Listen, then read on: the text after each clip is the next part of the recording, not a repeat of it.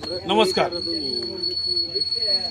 जुना टाकळी रोड या परिसरामध्ये सपकळ वस्ती व या परिसरातल्या पंचक्रोशीतील शेतकऱ्यांच्या मध्ये एक दहशत निर्माण झालेली आहे।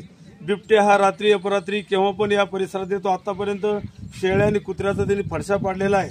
वन विभागाने यावर तात्काळ कारवाई करावी, कारण या परिसरातील शेतकरी आपल्या उभ्या पिकांना पाणी द्यायला सुद्धा धजावत नाही अशी परिस्थिती या भागामध्ये निर्माण झालेली आहे।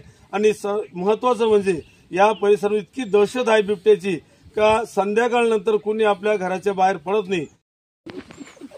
संध्याकाळ व पहाटच्या वेळेस जो बिबट्या या परिसरात फिरतात त्याची संख्या 1 ते 2 असण्याची शक्यता आहे। त्यामुळे जनावरं, ढोरं, लहान मुलं आणि 300च्या वर पट असलेली शाळा जवळ असल्याने त्या शाळेमध्ये संपूर्ण लहान वयातील मुलं आहेत।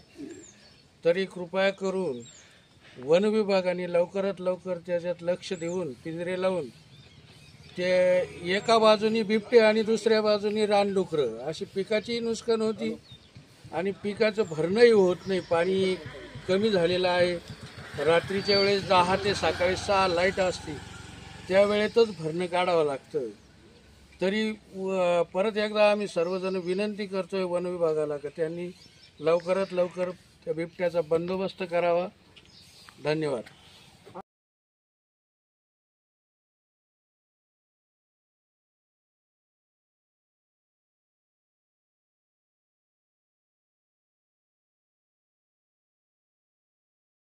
भारत आहे या पंचक्रोशीतील बिबट्याने एवढी दहशत घातलेली आहे का काहींचे बकरं, कुत्रे, कालवडी यांच्यावर बिबट्या सध्या हल्ला करीत आहे।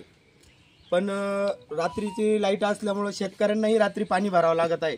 पण ह्या बिबट्याच्या दहशतीने पीक वाळून चालले, रात्री कोणी धजावत नाहीये पाणी भरायला। तर वन विभाग काय करत आहे? एखाद्या माणसाचा जीव गेल्यावर ते जागे होतील का? आमचा वन विभागाला प्रश्न आहे। त्यांनी लवकरात लवकर इथं पिंजरा लावावा, कारण की हाकेच्या अंतरावर इथे शाळा आहे। लहान पोरं शाळेत येता जाता, कारण की तो आता दिवसाही पण दर्शन द्यायला लागलाय बिबट्या। त्याच्यामुळे वन विभागाने लवकरात लवकर कारवाई करावी त्यावर।